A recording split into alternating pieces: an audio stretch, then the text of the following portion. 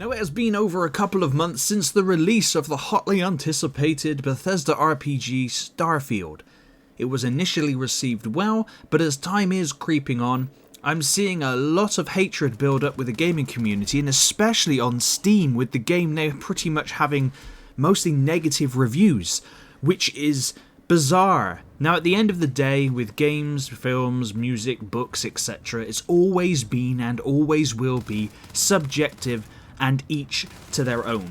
Now, that being said, for me personally, after having near 2 months off of Starfield, which I initially smashed and very much enjoyed, I jumped back into it, this time with a couple of patches under its belt and with the NVIDIA DLSS coming in with a patch, which is awesome. Should have been there at launch, but it's awesome to have now. The game is running a lot more stably, and in my opinion, my opinion of the game hasn't changed. I still really enjoy playing it. I love playing it, in fact. Flaws and all. Is it a 10 out of 10 game? No. No, it's not, for me personally. Is it a good Bethesda-style Skyrim in space RPG? Yes. For me, at least. And that's the important thing to remember here. Everything I'm saying in this video is relevant to me. If you have personally played Starfield and did not enjoy it, that's fine. That's cool. Go off and play whatever it is you want to play, and don't worry about Starfield ever again. However, it's a bit concerning when you see a lot of reviews on Steam of people who have put in 800 hours into Starfield and then give it a negative review. I'm sorry, but you don't put 800 hours into something you don't enjoy. That's just a load of bollocks right there. Now, I do understand the gripes about the loading screens. It doesn't bother me at all in the slightest, because they're literally like 2-3 seconds long for me, but I can understand if it bothers other people. I 100% do.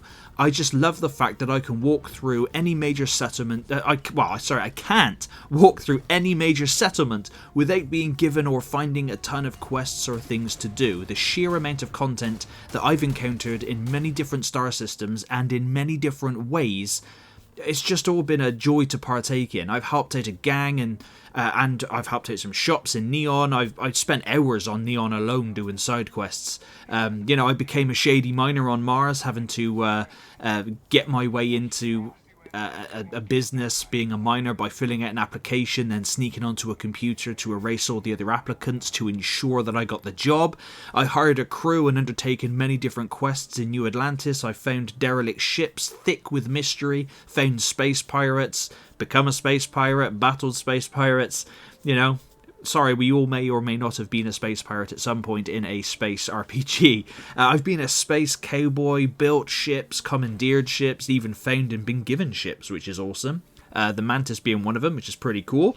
I haven't even partaken in any base building as of yet, and have only forged one romantic relationship, which then subsequently got wiped upon completing the main story. Sorry, love. I didn't mean to leave you. My point being is that I have had a ton of fun on Starfield in spite of its flaws and loading screens. Is it as in-depth as many other newly released RPGs? No, and yes, I suppose. It's a bit there, really. Either you find enjoyment in something or you don't. And I can find enjoyment in things, but also critique them at the same time. That's life. Not everything is perfect, and nothing is ever going to be perfect. And yes, the AI does feel a little dated, but Bethesda have come out and said they're going to be releasing a load of new patches and updates throughout 2024, and I'm quite looking forward to all of that. Plus the mainline DLC is coming out as well, which will add in more content itself, so I'm quite looking forward to that. The gunplay and the weapons are still really cool in the game, and you can still craft loads of things, including attachments for weapons, so the combat still remains pretty solid, even if the AI can be a bit spasmodicated at times. But as a whole, Starfield for me is still a lot of fun and a good game. However, if you find yourself on the other side of the fence and really dislike the game, I personally think that's a shame, and I wish you all the best. But for the love of God, can people please stop pretending like Starfield is an absolute tragic disaster of a game, because it most definitely is not. It's being compared to like the state of Cyberpunk now. Cyberpunk now, in my opinion, is one of my top 10 games of all time and is probably one of the best first-person RPGs out there.